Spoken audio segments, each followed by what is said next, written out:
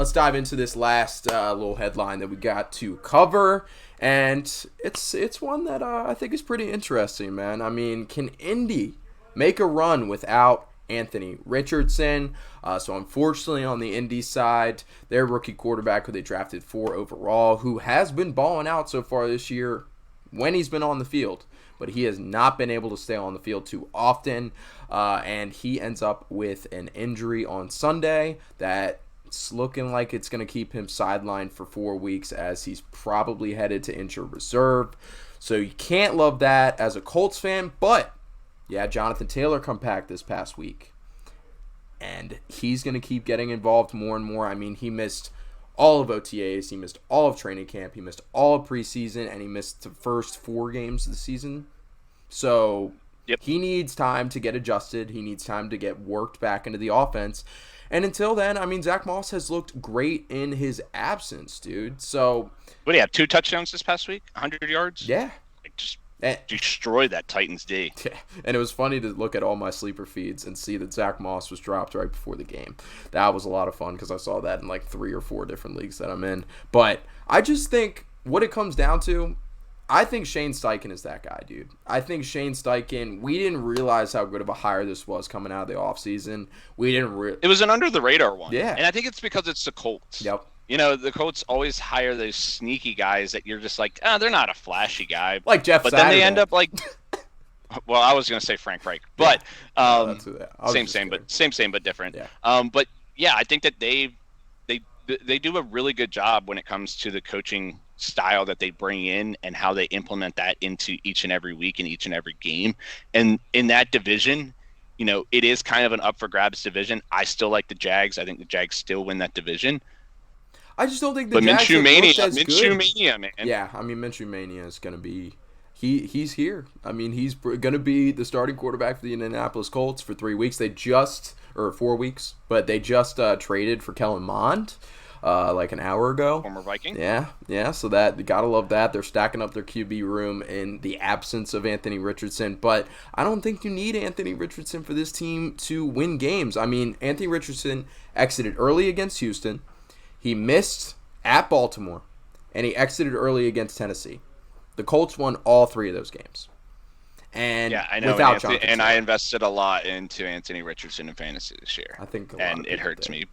Because I think, like you're right, when he is healthy and he's on the field, explosive, dynamic, elusive, you name it. He checks every single box that you want from a quarterback, from a dual threat quarterback. Because I'm not going to say he's run first, but it's right up there with Justin Fields. Yeah. He's just a lot bigger than Fields. But yeah, you know, with this AC joint sprain, like, you know, we saw it with Derek Carr, but this is like a grade 3, I think is what it is, whereas Carr's was like a grade 1. So he's probably going to go to short-term IR for 4 weeks, which is what I'd expect. I make the playoffs. I could see them sneaking in. I could see them sneaking in as maybe a wild card team. And the reason being is because you look at the other teams that are possibly going to be wild cards. Chargers, Bills, Bengals. Yeah. It's them and the Bengals is basically what it's going to come down to. And the Colts schedule is a lot easier than the Bengals. As we said, the Bengals these next 3 weeks have the Seahawks, the 49ers, and the Bills. Yep. Like, that's very, very difficult slate there. They're still in the division. You're 100% right. They could absolutely win this division. They're already behind the 8 ball though, because they did lose to the Jags. Yeah. Now the Jags lost to the Texans, and then they beat the Titans. So it's like all 1-1. It's all a mosh pit there. But if they can beat the Jags when they play them again, it'll be in Jacksonville, which Indy I don't think has lost in Jacksonville in like 7 or 8 straight years. Oh yeah, that's right. That's one of the crazy stats, dude. Yeah. Or was it Jackson? No, Indy hasn't won there because Carson Wentz was on the Colts, and they needed to win that game in Jacksonville, and they lost. That's what it is. So maybe they can exonerate some demons and win in Jacksonville for the first time in forever. Yeah. With a new head coach, a new vibe in Indy, I think you go into Jacksonville this coming week, you beat Jacksonville, and then you go down the line. I mean, Cleveland's favored by 2.5, but the Indy's at home that next week, so they have a chance there. They play the Saints. I like the Colts in that one. They play the Panthers in Carolina. I like the Colts in that one. They play the Patriots in New England, and with New England, we were talking about it earlier, I think the Colts win that game. They play the Bucks at home. The Bucks have been really good, but I think they're pretenders. I mean, we talked a little bit about it at the beginning of the pod. And it's in Indy. Yeah, exactly. So I think they win that game. They play Tennessee in Tennessee. That'll be a tough game, but if Indy's like winning these games as we go they down always the line, split, man. Yeah. Those teams always split. Tennessee, doesn't matter who wins on the road and who wins at home, the other one will always win the next one. And then they play at the Bengals, which that could be for a playoff spot. And then they've got 3 of their last 4 at home against the Steelers, Falcons, Raiders, Texans. Like, that's a very, very nice schedule down the stretch. The one game I'm going to circle that I think they could slip up is at the Panthers. Ooh, in Carolina? Possibly Carolina's got 0 wins at that point?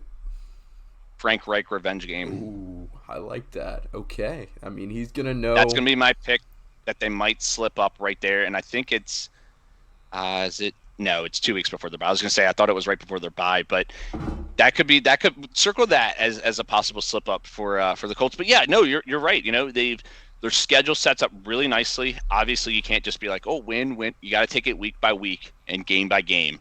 But this week will be a big litmus test game against the Jags.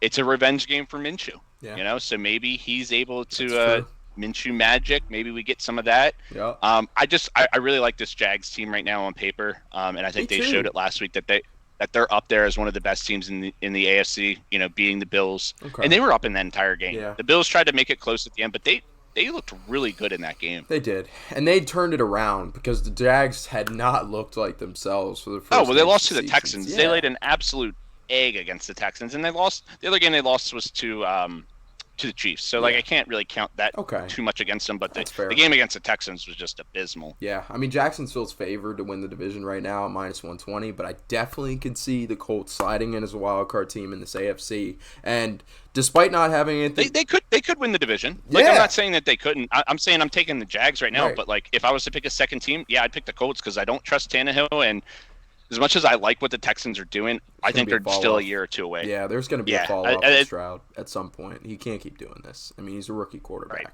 So I see a fall-off at some point. And just before we wrap this up, man, I mean, you don't have to rely on Gardner Minshew when he comes in, man. I mean, you need him to throw. You got Jonathan Taylor. Exactly. You need to throw 15, 20 times a game maybe, and you have a 1-2 punch of Zach Moss, who knew that Zach Moss was good, but you got a 1-2 punch with Zach Moss and Jonathan Taylor, and this is a team that's top 10 in rush rate right now, and they've got the 6th best run block grade on PFF. And this is an offensive line we had serious concerns about last season, didn't play up to expectations. Looks like they're returning back to the mean this year. So if this offensive line can keep it up, I think this Colts team could be a problem as we go down through the rest of the season.